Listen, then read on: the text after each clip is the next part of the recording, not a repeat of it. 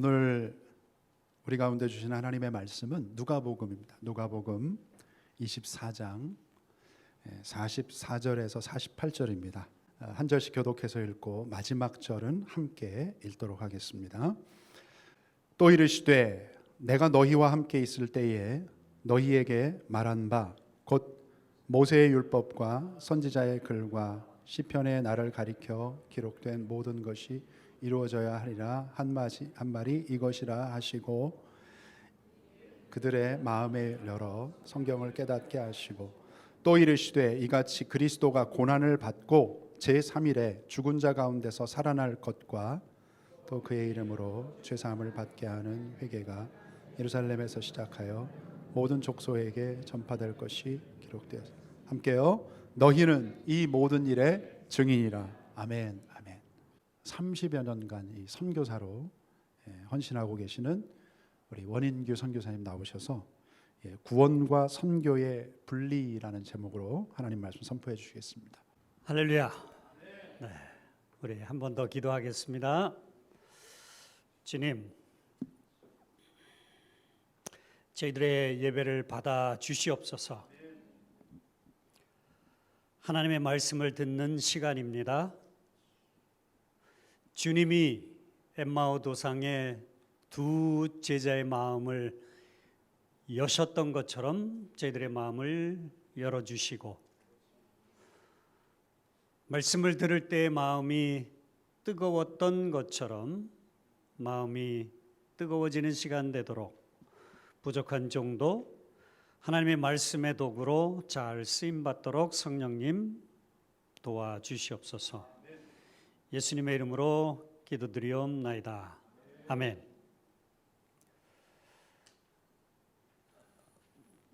네, 우리 정 목사님 서두에 목사님 오늘 사정이 있어서 교회 못 갈 것 같습니다 라는 소식보다는 목사님 제 교회를 안 다니던 친구가 있는데 오늘 친구랑 함께 교회 가겠습니다.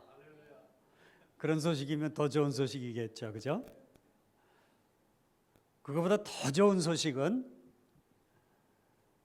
우리가 우리의 죄 때문에 죽어야 되는데 우리가 아직 죄인 되었을 때 우리가 죽어야 할 그 자리에 우리 주님께서 대신 죽으시면서 우리의 죄값을 담당하셨고 그분이 주고 그리스도시고 살아계신 하나님의 아들인 것을 믿으면 우리가 하나님의 자녀가 된다라는 이 소식이 더 좋은 소식이 아닌가 그렇게 생각을 합니다. 고스포도 이렇게 방문하는 기회를 통해서 우리 정 목사님 말씀하시는 그 말씀이 진짜 느껴집니다. 목요일마다 저희 선교지를 위해서 기도하시는 것 같고 그 기도의 손길이 느껴집니다. 그래서 이 자리를 빌어서 우리 고스포드 교회 순복음교회 성도님 여러분들에게 정말 감사를 드립니다.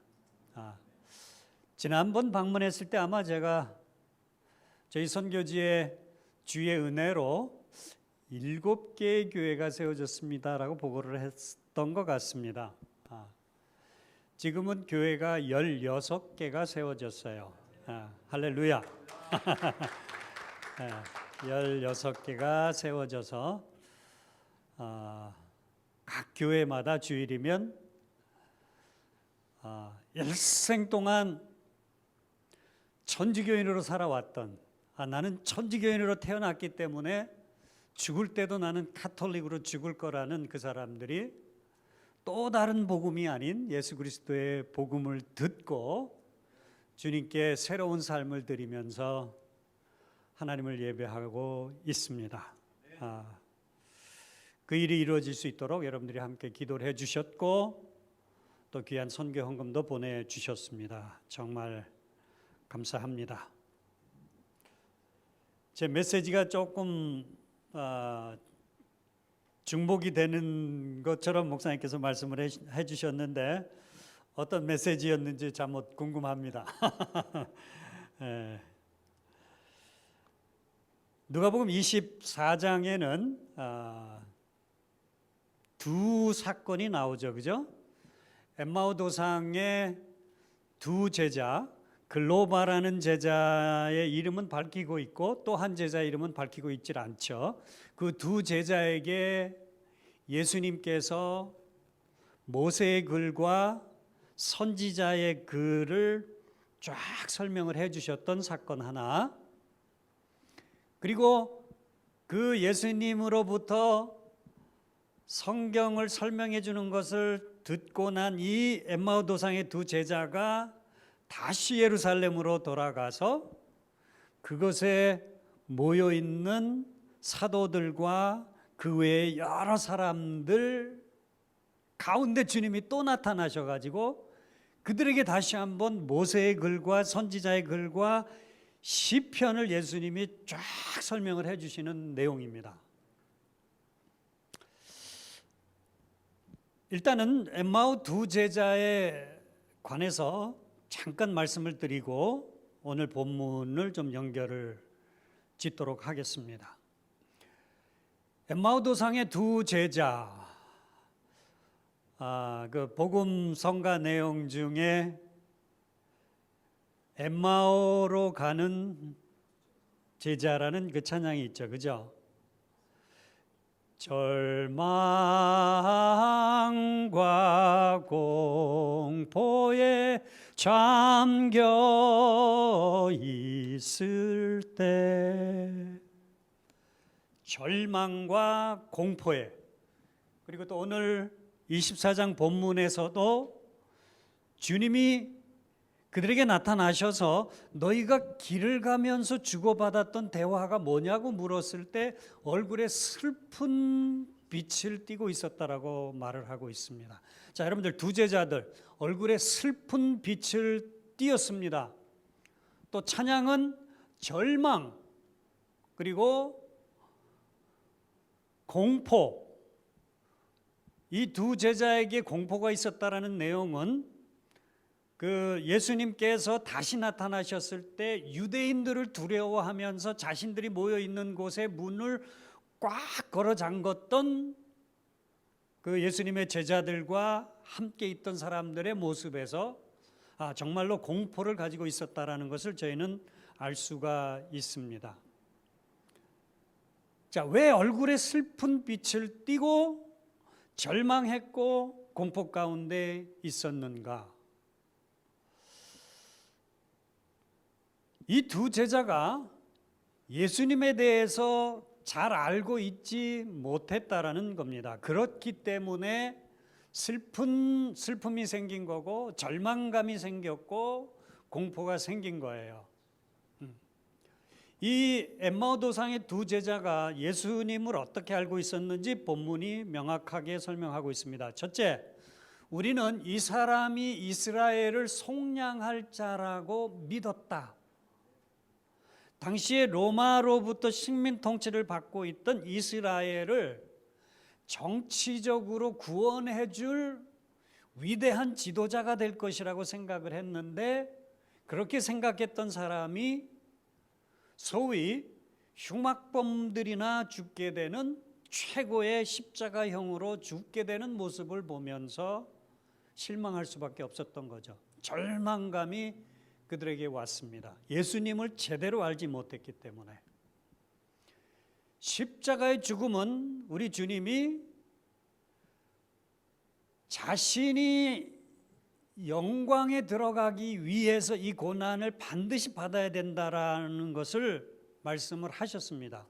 십자가는 주님이 영광으로 들어가는 길입니다. 근데 이 두 제자는 바로 알지를 못했던 것이죠.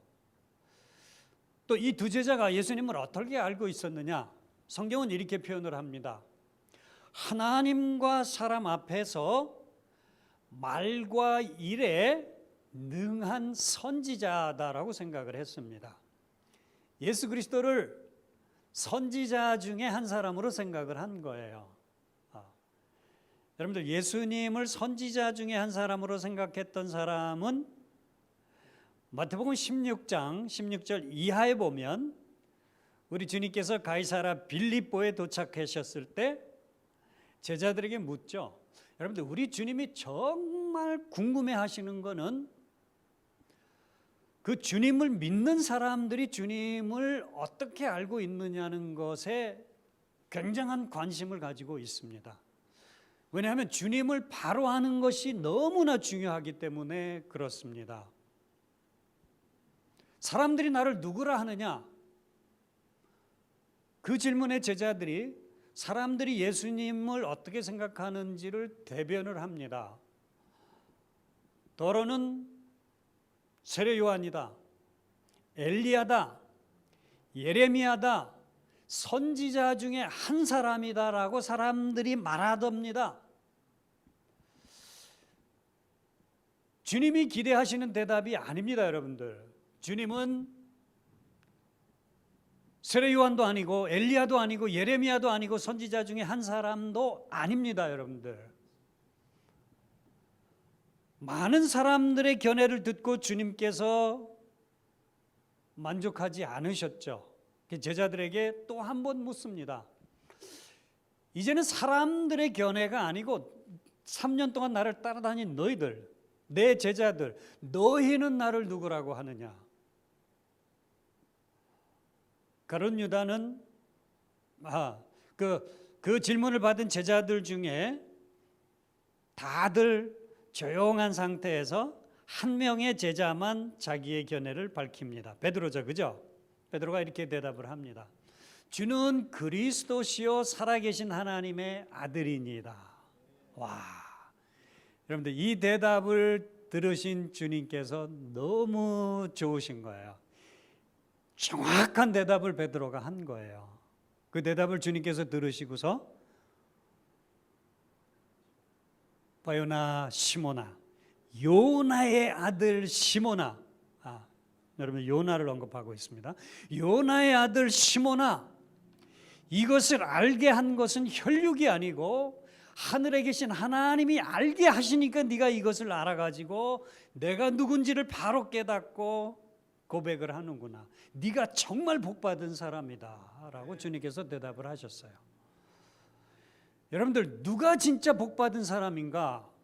예수님이 누군지를 정확하게 아는 사람이 정말 복받은 사람이에요. 선지자 중에 한 사람도 아니고 세례 요한도 아니고 엘리야도 아니고 예레미야도 아니고 정말 살아계신 하나님의 아들이고 그리스도라는 것을 깨닫는 것이 이게 복이라는 겁니다. 그리스도, 기름 부음을 받은 자, anointed one. 구약의 기름 부음을 받는 사람들이 세 부류의 사람인 거는 여러분들 너무나 자주 들으셔서 잘 알겠죠. 왕이고 선지자고 제사장이고, 바로 우리 주님이 그런 분이시라는 겁니다. 왕의 왕이시고 하나님과 사람 사이에 하나님께 이르는 길을 제시하는 분, 그 길이 다른 사람이 길이 아니고 본인이 길이라는 것을, 내가 길이고 진리고 생명이고 나로 말미암지 않고서는 아버지께로 올 자가 없다라는 자신이 길 되신 것을 몸소 말씀하신 선지자, 그리고 제사장 되시는 우리 주님, 우리의 죄를 그냥 일시적으로 덮어버리는 동물의 피가 아니고 자신의 피를 직접 들여서 단번에 드림으로써 영원한 하나님의 공의를 만족시키신 우리의 대제사장 되시는 주님이 우리의 제사장 되신다라는 그런 의미입니다. 자, 이런 것을 제대로 알지 못하고 하나님과 사람 앞에 말과 일에 능한 여러 선지자 중에 한 사람이라고 생각을 했던 이 두 제자들이 주님께서 죄인의 몸으로 십자가에서 죽으시는 그 모습을 보고 절망할 수밖에 없었던 거죠. 그리고 그 예수님을 십자가에 못 박았던 유대인들이 두려워서 공포감을 가질 수밖에 없었던 거죠. 자, 이런 주님께서 이 엠마오 도상의 두 제자들에게 모세의 글과 선지자의 글을 설명을 해 주십니다. 모세의 글과 선지자의 글, 그리고 그 뒷부분에 모든 성경이라고 이렇게 말을 하고 있습니다. 그 당시에 신약 성경은 없었었죠. 그죠? 구약 성경만 있었습니다. 모세의 글, 창세기, 출애굽기, 레위기, 민수기, 신명기 5권의 책, 그리고 모든 선지서들, 대선지서, 소선지서, 이사야서부터 말라기까지 구약 성경의 모든 내용을 그 제자들에게 예수님께서 직접 설명을 해 주시는 거예요. 그럴 때 그들의 눈이 열리고 주님께서 성경을 열어서 설명을 해 주실 때, 그 주님이 바로 베드로가 고백했던 대로 그리스도시고 살아계신 하나님의 아들이라는 것을 알게 되면서 그들의 마음이 뜨거워지게 되는 겁니다. 사랑하는 고스포드 순복음교회 성도 여러분들, 우리에게 정말 복된 것은 성경을 잘 알고 그 성경이 바로 예수님에 대하여서 말하고 있는 것을 깨닫는 겁니다. 주가 그리스도시고 살아계신 하나님의 아들이라는 것을 깨닫게 되는 것입니다. 좀 오래전이기는 한데요. 여러분들이 그 미국 조지아에 가면은 그 리버티 신학교가 있습니다. 그 리버티 신학교가 매년 신입생들이 들어오면 개강부흥회를 해요. 그 개강부흥회 때 유명한 강사님들이 오셔서 메시지를 전해 주시는데요. 제가 어떤 흑인 목사님의 설교를 들었던 적이 있습니다. 키도 조그만 흑인 목사님인데 그분이 전했던 메시지가 너무 파워풀했던 것을 제가 지금도 기억을 해요. 그리고 설교는 굉장히 단순했습니다. 어떤 설교였는가 하면은 이분이 딱 등단하더니 창세기 3장 15절에 예수님은 여자의 후손입니다. 출애굽기에 예수님은 유월절날 문설주에 발렸던 양의 피입니다. 우리 예수님이 유월절 어린 양이십니다 부터 해가지고 창세기, 출애굽기, 레위기, 구약성경 39권을 쭉 그 성경에 나타나는 예수님에 대해서 설명을 쫙 하시고, 그 다음에 신약으로 넘어가셔서 또 27권에 나타나는 예수 그리스도에 대해서 쭉 설명을 하다가 맨 마지막에 계시록에 나타나는 예수님은 유다의 사자입니다. 라이언 오브 주다. 그리고 구원받은 모든 열방의 백성들이 셀 수 없는 큰 무리가 흰옷을 입고 그 주님 앞에 나와서 찬양할 때 그 찬양을 받으시는 하나님 우편에 앉으신 하나님의 어린 양, 죽임을 당한 하나님의 어린 양입니다 그러면서 메시지를 딱 맞췄어요. 한 10분 만에 성경 66권에 나타나는 예수님을 쫙 쉬지 않고 얘기를 하는데 너무 은혜가 되고 은혜를 많이 받았습니다.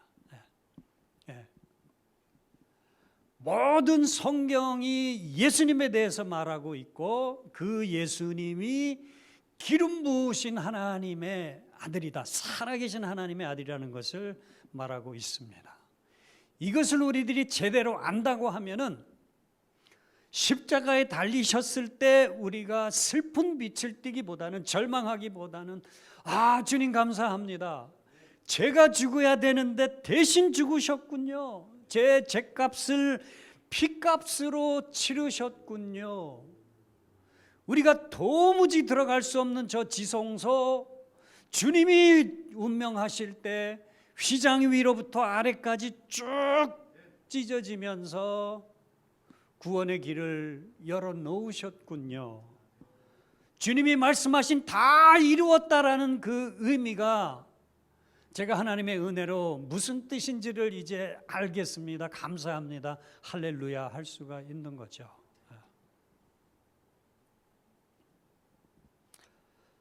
주님께서 성경을 열어서 설명을 해주니까 주님이 자기들 곁에 섰는데도 알아보지 못했던 이 두 제자들이 비로소 주님을 알게 됩니다. 그리고 그들의 마음이 뜨거워졌어요. 그래서 엠마오로 돌아갔던 그 제자들이 다시 발길을 돌려서 예루살렘으로 돌아오게 됩니다. 자, 두 번째 장면은 여러분들 엠마오 도상이 아니고 예루살렘입니다. 예루살렘에 예수님의 제자들과 가룟 유다를 제외한 예수님의 제자들과 많은 여자들과 그 밖에 사람들이 모여 있는데, 말씀드린 대로 유대인들이 지금 너무 두려운 거예요.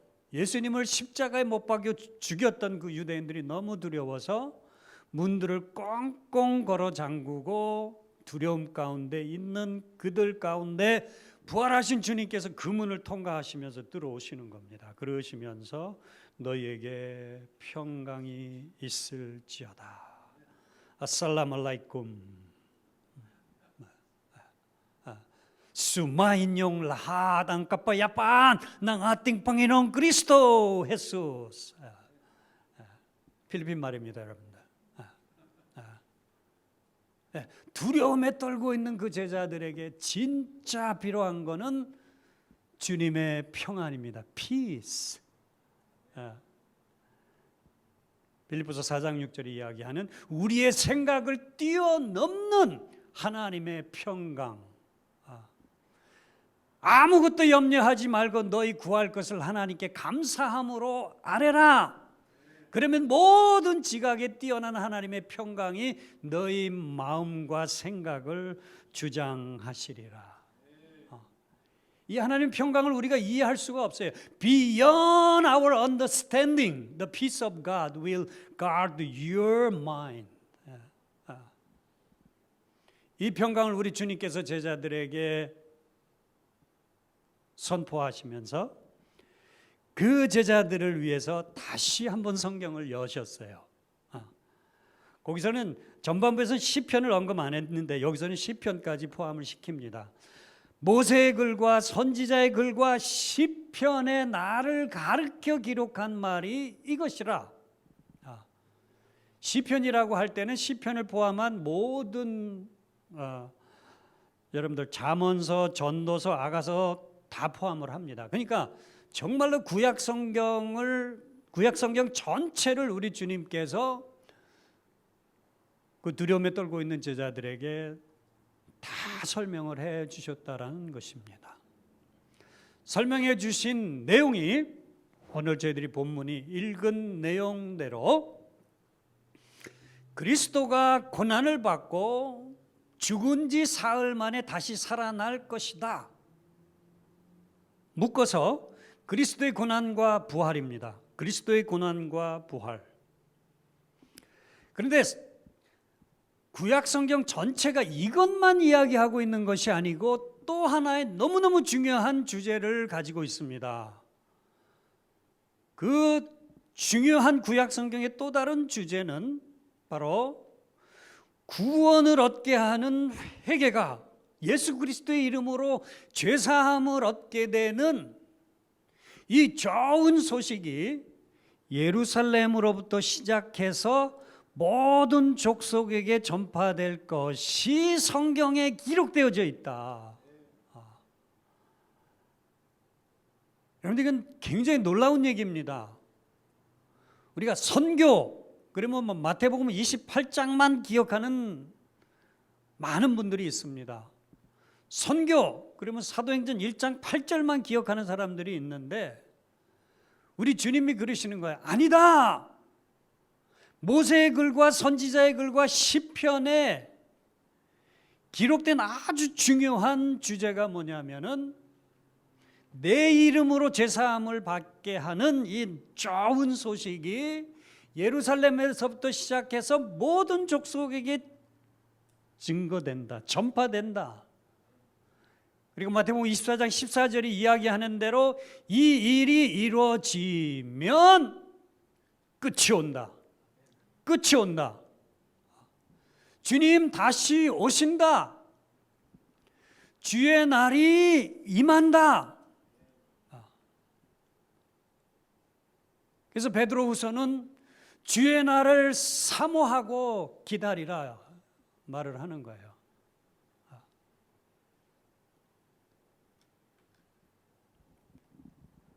전자를 우리가 구원이라고 표현할 수가 있습니다. 그리스도의 고난과 부활, 그죠? 주님의 고난과 부활이 있었기 때문에 우리가 구원을 얻게 된 거죠. 이것을 구원이라고 이야기를 하고, 죄사함을 얻게 하는 회개가, 좋은 소식이 예루살렘에서 시작해서 모든 족속에게 전파되는 것, 이거를 저희가 선교라고 이야기할 수가 있습니다. 그죠? 그래서 구약 성경은 중요한 두 개의 주제를 가지고 있다. 하나는 구원, 하나는 선교라는 겁니다.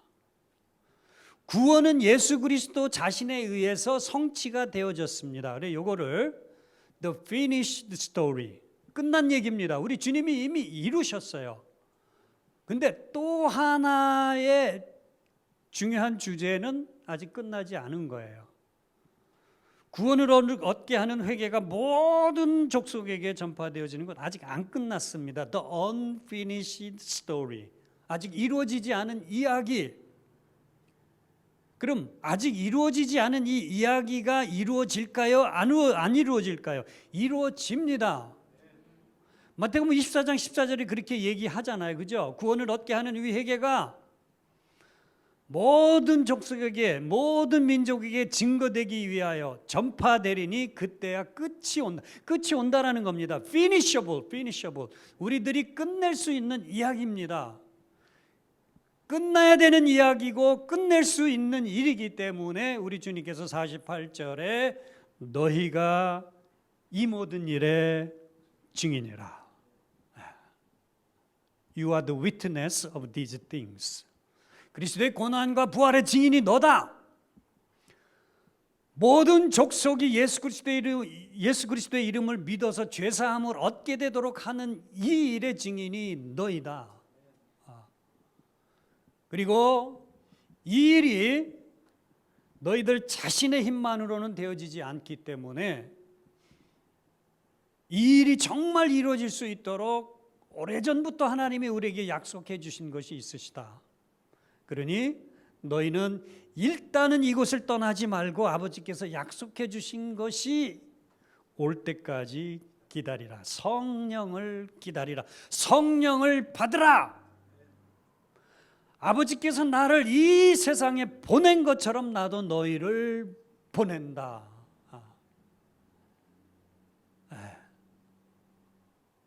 누가 증인인가요, 여러분들? 31년 전에 필리핀 땅에 갔던 저희만 증인인가요? 모두가 증인입니다. 모두가 증인입니다. 모두가 증인. 이 예루살렘에서 시작됐던 예수님의 이름으로 죄사함을 받는다는 이 놀라운 소식은 2000년 전에 이미 시작이 되어졌어요. 예루살렘에서. 그리고 퍼져가면서 한국 땅에도 이 복음이 전해졌고, 호주 땅에도 복음이 전해졌고, 또 필리핀 땅에도 복음이 전해졌고. 그렇지만 2000년 전에 시작된 이 예수 그리스도의 천국 복음이 아직도 전 세계에 살고 있는 사람들 가운데 3분의 1은 아직도 이 복음을 듣지 못한 채 살아가고 있다라는 말씀입니다. 이 모든 족속이 천국 복음을 듣게 될 때 주님이 다시 오시는 거예요. 우리가 기다리고 열망하는 새 하늘과 새 땅이 이곳에서 이루어지게 된다라는 겁니다. 여러분들이 정말 사도 베드로가 권하는 대로 주의 날을 사모하고 지금 기다리고 계신지요? 아니면 그냥 때가 되면 주님의 나라가 오겠지, 이 주님의 분부와는 아무 상관없이 그냥 살아가고 있는지요?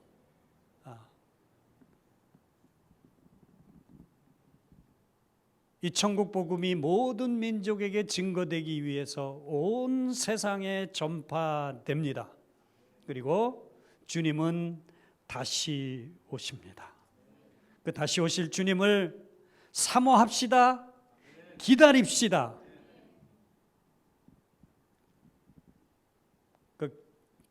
NIV 영어 성경 번역본을 보니까는 speed라는 단어를 썼어요. 주의 날을 우리가 longing하고 desiring하면서 동시에 우리가 해야 되는 일이 뭐냐면 speed라는 단어를 썼습니다.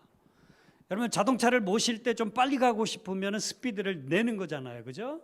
주님의 날을 기다리면서 정말 주님이 조금이라도 빨리 왔으면 좋겠다라고 생각을 하면 우리들이 스피드를 내는 겁니다. 우리가 증인이 되는 겁니다. 아직 복음을 듣지 못한 사람들을 품고 그들에게 가서 그들에게 복음을 전할 때 주님 약속대로 다시 오시게 되는 겁니다. 너희는 이 모든 일에 증인이라. 그리고 볼지어다 내가 내 아버지께서 약속하신 것을 너희에게 보내리니 너희는 위로부터 능력을 입혀질 때까지 이 성에 머물라 하시니라. 약속대로 하나님이 약속해 주셨던 또 다른 보혜사, 우리를 보호해 주시고 우리에게 은혜를 주시고 우리를 가르쳐 주시는 보혜사 성령님이 오순절날 내려오셨습니다. 그리고 이제는 우리 안에 내주하시면서 우리가 정말 이 구약 성경의 중요한 두 가지 주제의 증인이 될 수 있도록 우리들을 도와주고 계신 거예요. 우리는 우리 안에 내주하시는 그 성령님의 음성을 잘 듣고 인도하심을 잘 따라가면서 이 구약 성경의 두 가지 주제, 그리스도의 고난과 부활, 예수의 이름으로 구원을 얻는다는 복음의 증인이 되어야 합니다. 주님의 날을 사모하고 주님의 날이 빨리 임할 수 있도록 우리는 속력을 내야 합니다. 말씀을 맺겠습니다. 한 번은 우리 주님께서 유대인들이 자기가 정말 아브라함의 자손이다, 혈통적으로 그렇죠, 그것을 자랑하는 모습을 보면서 우리 주님께서 이렇게 말씀을 하셨어요. 너희가 아브라함의 자손이라고 자만하지 말라. 내가 원하면 이 돌들로도 충분히 아브라함의 자손을 만들 수 있다. 육체적으로 아브라함의 자손 된다라는 것이 중요한 것이 아니다. 그러면서 갈라디아서 3장 7절에 우리 주님이 이렇게 갈라디아서 3장 7절에서 사도 바울을 통해서 하나님의 말씀은 이렇게 말을 하고 있습니다. 그리스도를 믿는 믿음을 가진 너희들이 진짜 아브라함의 자손이다라고 말을 합니다. 여러분들, 저와 여러분들이 아브라함의 자손입니다.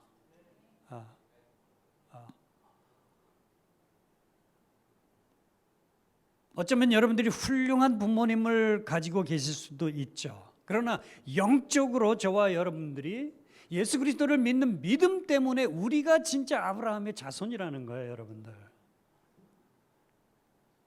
저 이스라엘 땅에 살고 있는 유대인들이 아니고 정말 믿음으로 말미암아 아브라함의 자손된 우리가 진짜 아브라함의 자손이고, 우리가 진짜 아브라함의 자손이라고 생각을 한다고 하면 여러분들, 아브라함이 하나님께로 받았던 그 언약을 우리가 동일하게 중요하게 여기고 아브라함의 자손답게 살아가야 합니다.